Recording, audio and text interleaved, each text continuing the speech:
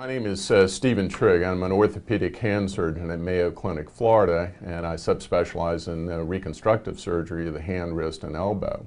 Today I wanted to talk about something that's actually quite common in our practice, and that is arthritis of the basal thumb joint. The thumb is a unique digit in the hand. It's really the workforce. The thumb alone does about half the work of the hand, and most of the things that we have constructed for us to use in our hands as human beings, but dating back to our distant ancestors, basically assumes you have the thumb. Assumes you have a thumb. The joint in question is this small joint at the base of the thumb, and actually the forces through this small joint are quite tremendous relative to its size. For instance, turning a key in a lock may take about 10 pounds of pinch force to actually turn the key in the lock. But at the moment you're doing that, this small joint can see upwards of 100 to more than 100 pounds of pinch force. So all day long, throughout the thousands of cycles of grip and grasp in the course of a normal day, this thumb joint sees quite a lot of activity. So why doesn't it wear out in everybody? And that's a question that's puzzled orthopedic researchers. And unfortunately, it is more common to have arthritis of the base of the thumb in women by about 3 to 4 times more commonly. Women always say it's because they work harder, but if you look at the way men are the machinists and the mechanics and the electricians, and certainly that's changing, if it was based on activity alone, we would think that men and women would be at least equal, but that's not the case. I have an x-ray here of showing what arthritis in a rather severe case looks like. Normally there should be a normal joint space, that's the cartilage at the end of the bone, and this part of the wrist doesn't show much arthritis at all. But when we look at the base of the thumb, we see that the joint surface is actually quite distorted. And this person has essentially bone-on-bone grinding which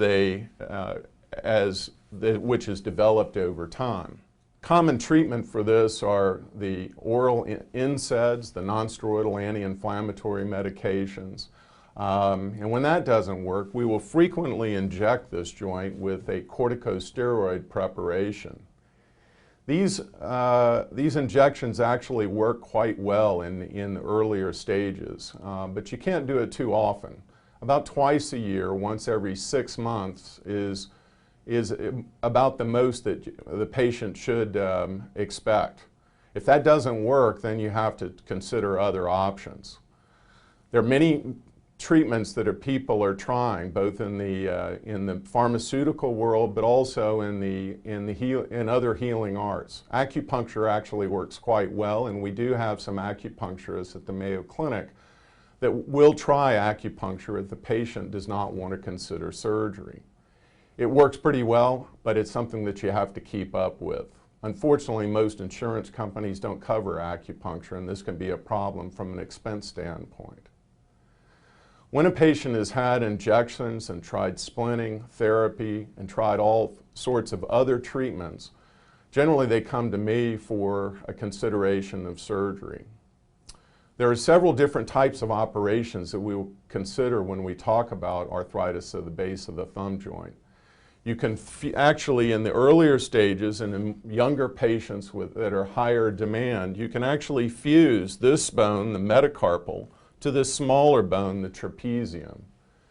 The problem is that when many patients, such as this patient, presents, they actually have arthritis around all 3 sides of the bone called the trapezium. And again, that's this small bone right here.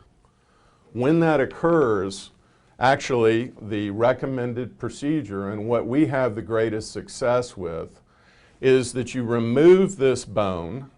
In other words, you excise that at the time of surgery, and we borrow a portion of a very stout tendon here in the wrist called the flexor carpi radialis.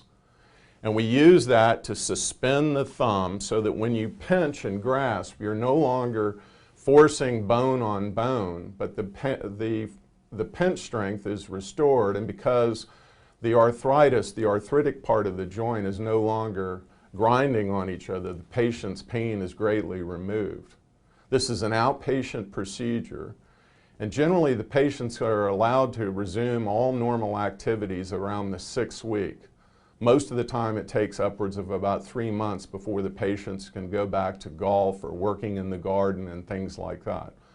But it's a very effective procedure. It's been around a long time, and it's probably the most commonly performed operation in North America and around the world today.